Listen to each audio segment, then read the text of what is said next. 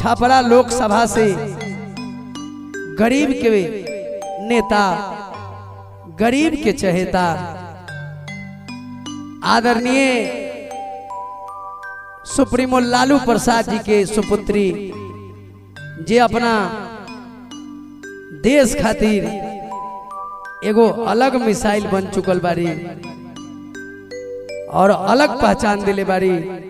ताई वो वहां रोहनी आचार्य खातिर हम सब भाई मिल के आज प्रण लेत बानी कि बहिन रोहनी आचार्य के छपरा से जितावे के बा, आप विजय के माला पहनावे के बा। ए भैया, ए चाचा लोग, आर सुना सुना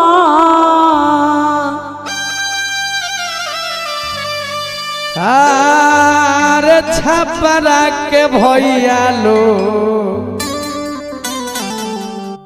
अरे बदल अपन बिचारावा, रोहिणी अइली तोहरे दुआरावा, रोहिणी अइली तोहरे दुआरावा। सुना सुना सुना सुना बिहार के भैया लोग, आ बदल अपन बिचारावा,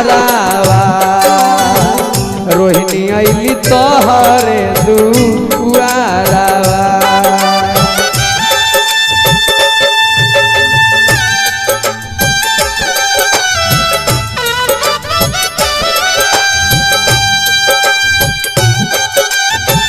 ए भैया, बहिन रोहिणी आचार्य के भारी मतों से विजयी बनावे के बाद भैया हो संविधान के बचावे के बाद सांसद बना के लोकसभा में ये बहिन रोहिणी आचार्य के भेजावे के बाद, ताकि हमारा संविधान पर कोनो आँच मत हो।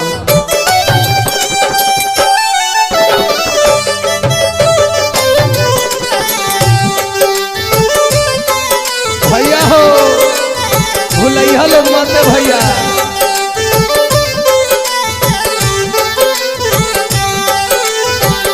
अब किर भूलैब भैया फेर पछतैब, 5 साल रोई रोई दिनवा बीतैब।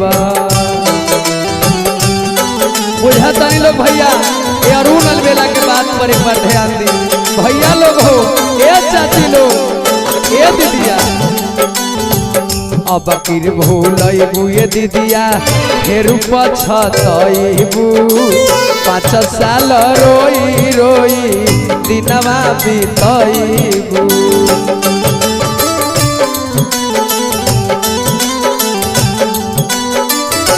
याद करी हा, याद करी हा लालू जी के बतिया, याद करी हा लालू जी के बतिया, आ रोहिणी दीदी के हो जीतई हा, लंटेन पर बटम तू दबाई हा।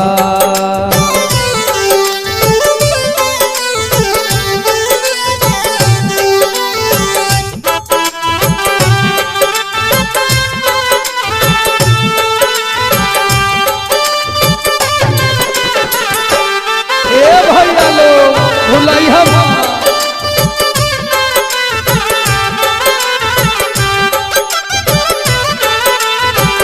तेज हो तेजस्वी बारे लालू जी के लाल हो, पूरा